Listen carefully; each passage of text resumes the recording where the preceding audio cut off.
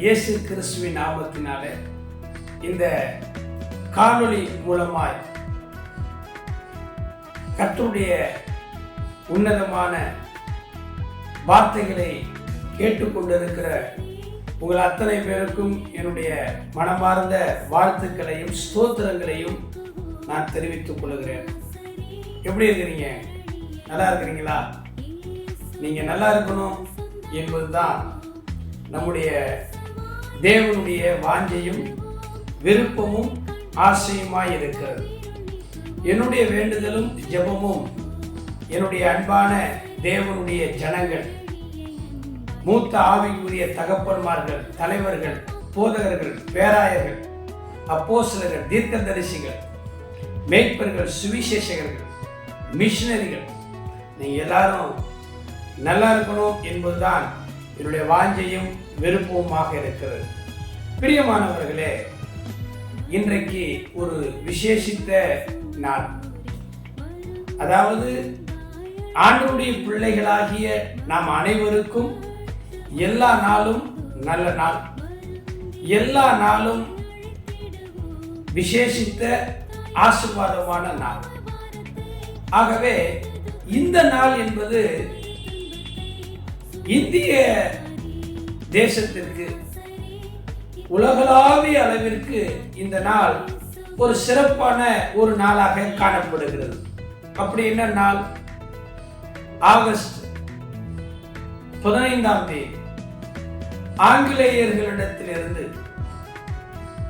இந்திய தேசம் அடிமைத்தனத்தின் நுகத்திலிருந்து விடுபட்ட ஒரு நாளாக, சுதந்திர தினமாக இந்த நாள் இருக்கிறது. ஆம், பாரத தேசம், நம்முடைய இந்திய தேசம் சுதந்திரம் பெற்று 79 ஆண்டுகள் நிறைவு செய்கிற ஒரு நாள். மூவர்ண கொடி தேசத்திலே பறக்க விட்டு அதற்கு வெற்றி வீர வணக்கத்தை செலுத்துகிற இந்த நாளாக காணப்படுகிறது. ஆடுவோமே பல்லு, பாடுவோமே, ஆனந்த சுதந்திரம் அடைந்து விட்டோம் என்பதால் ஒரு பக்கம். பிரியமானவர்களே, நாம் ஆண்டவருடைய பிள்ளைகள். உலகத்தை சார்ந்த மக்கள் சுதந்திர தினத்தை எப்படி கொண்டாடுகிறார்கள்? அவர்களுக்கு இந்த சுதந்திர தினம் என்ன உரிமையை கொடுத்திருக்கிறது? இந்த சுதந்திர தினத்தை வைத்து இந்த உலகத்தில் இருக்கிற அரசியல்வாதிகள், ஆட்சியாளர்கள், வாக்காளர்கள், பொதுமக்கள் எப்படி இந்த சுதந்திரத்தை அனுபவிக்கிறார்கள்? ஒரு பக்கம். ஆனால் நாம் ஆண்டவருடைய பிள்ளைகள், வானத்தையும் பூமியையும் உண்டாக்கின தேவாதி தேவனுடைய பிள்ளைகள். அவருடைய நாமம் நமக்கு தரிக்கப்பட்டிருக்கிறது. ஆகவே உலகம் அல்லது உலகத்தார் பார்க்கிற விதமாக, கொண்டாடுகிற விதமாக இந்த சுதந்திரத்தை நாம் பார்க்க மாட்டோம், பார்க்க முடியாது, பார்க்கவும் கூடாது. பரிசுத்த வேதாகமத்தில் சுதந்திரம் என்கிற வார்த்தை ஒரு இடத்துல கூட இல்லை. என்னுடைய அறிவுக்கு, என்னுடைய கண்ணுக்கு, சிந்தனைக்கு எட்டின விதத்தில் நான் பல பரிசுத்த வேதாகமத்தின் மொழிபெயர்ப்புகளை நான் பார்க்கும் பொழுது, பல மூத்த தகப்பன்மார்கள், பல ஊழியர்களிடத்தில் கேட்கும் பொழுது எனக்கு சொல்லப்பட்டது, எனக்கு புலப்பட்டது, சுதந்திரம் என்று பரிசுத்த வேதாகமத்திலே இல்லை. மாறாக சுதந்திரம் என்ற வார்த்தை பல இடங்களில் இருக்கிறது. சுதந்திரத்திற்கும் நிறைய வித்தியாசம் இருக்கிறது. அதை சொல்லிட்டு நான் ஒரு சிறிய செய்தியை நான் உங்களுக்கு சொல்ல விரும்புகிறேன். சுதந்திரம் என்பது அரசியல் ரீதியாக ஒரு மனிதனுக்கு இந்த நாட்டில் கிடைக்கக்கூடிய ஒரு உரிமை. அந்த உரிமையை பெற்றுக்கொள்வதற்கு சுதந்திரம் என்கிற வார்த்தை பயன்படுத்தப்படுகிறது. சுதந்திரம் என்பது வேறுபடுகிறது. எப்படி என்றால், என்னுடைய பொருள் அல்லது என்னுடைய கருத்து, என்னுடைய சிந்தை, என்னுடைய சித்தாந்தம், இதை நான் முழுமையாக தடையில்லாமல் நான் உங்களுக்கு சொல்லுகிறேன், செயல்படுகிறேன். அதற்கு பெயர் சுதந்திரம். இதுதான் சுதந்திரத்திற்கும் சுதந்திரத்திற்கும் உண்டான வேறுபாடு. நம்முடைய கைகளிலே இருக்கிற இந்த பரிசுத்த வேதாகமத்தில் சுதந்திரம் என்கிற வார்த்தை இல்லை, மாறாக சுதந்திரம். அவன் சுதந்திரித்து கொண்டான். கிறிஸ்து நமக்கு சுதந்திரவாளியாக நியமிக்கப்பட்டிருக்கிறார்.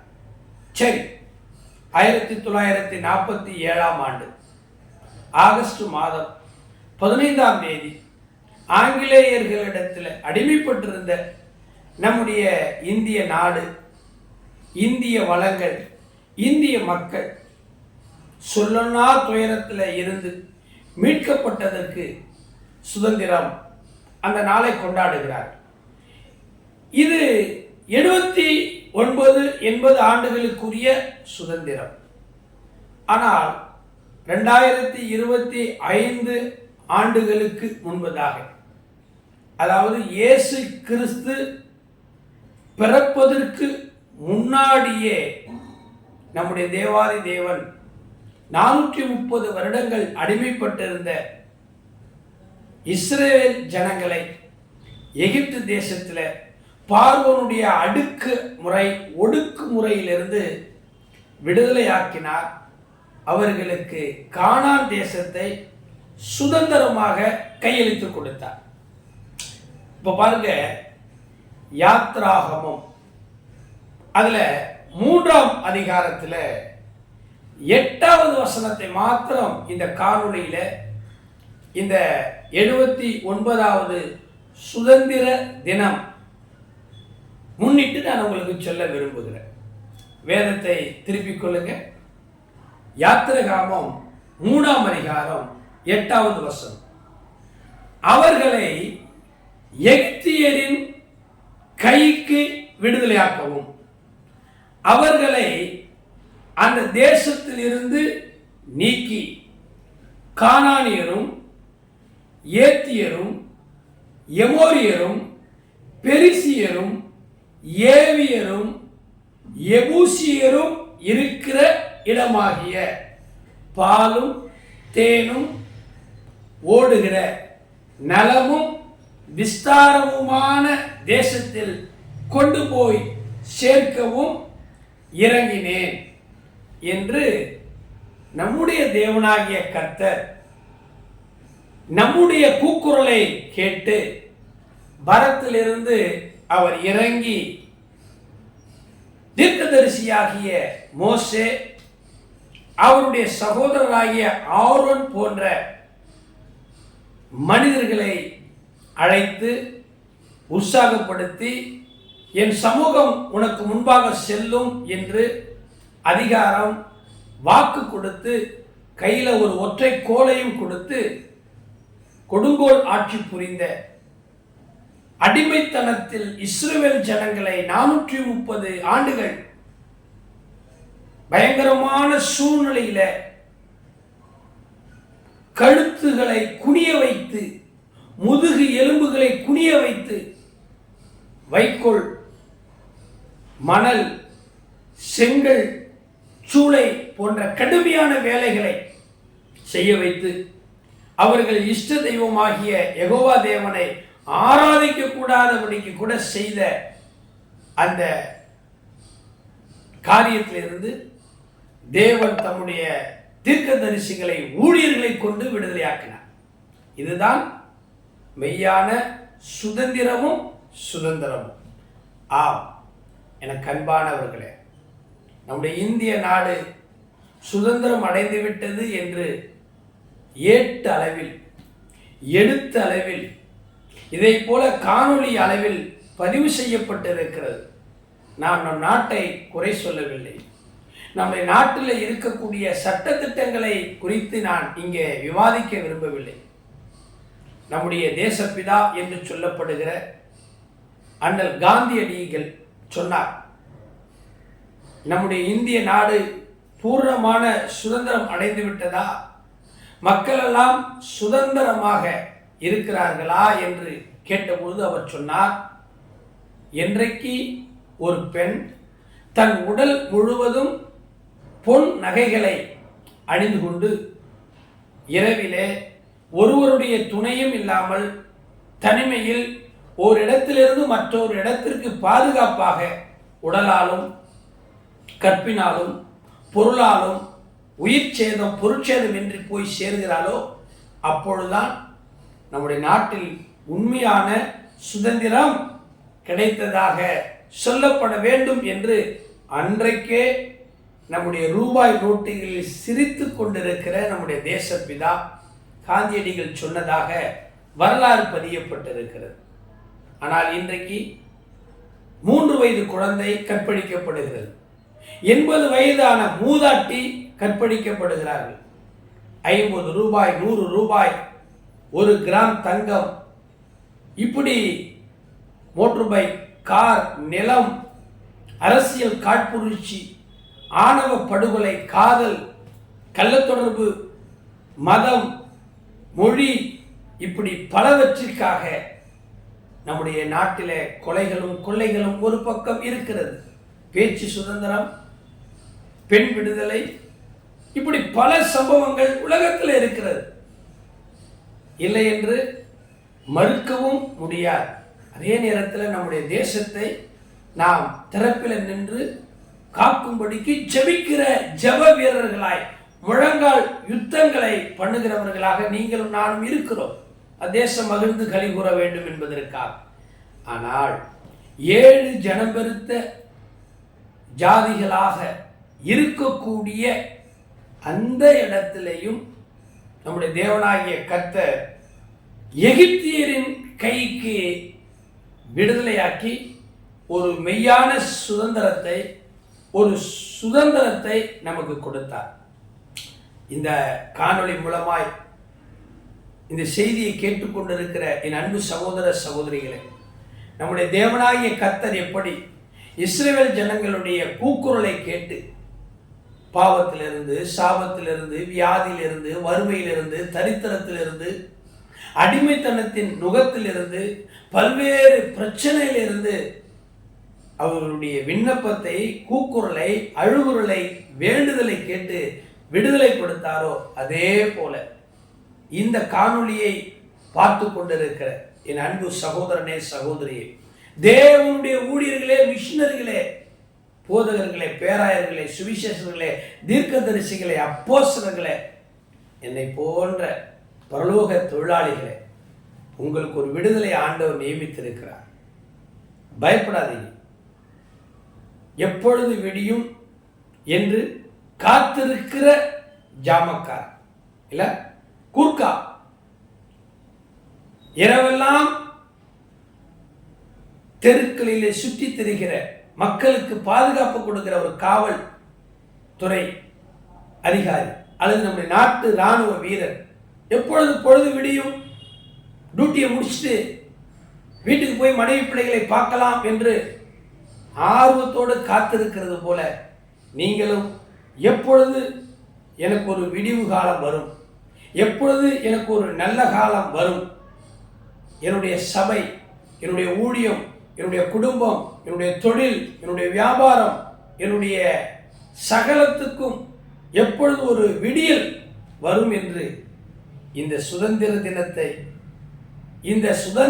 தினத்தை முன்னிட்டு எதிர்பார்த்து காத்து கொண்டிருக்கிறீங்களா? கர்த்தருடைய நாமத்தினாலே சொல்லுகிறேன், உங்களுக்கு ஆண்டவர் ஒரு விடுதலையை நிச்சயித்திருக்கிறார். நிச்சயமாக முடிவு உண்டு. உங்க நம்பிக்கை வீண் போகாது. கர்த்தர் உங்களை விடுதலையாக்கி இருக்கிறார்.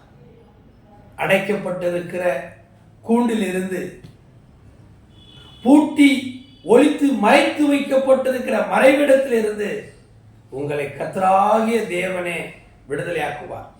உங்கள் ஜெபம் இன்னும் அதிகமாக இருக்கட்டும். உங்க நம்பிக்கை, உங்க விசுவாசம், உங்க பரிசுத்தம், உங்க ஊழியம், உங்க ஆத்துமா தாகம் இன்னும் அதிகமாகட்டும். பயப்படாதீங்க.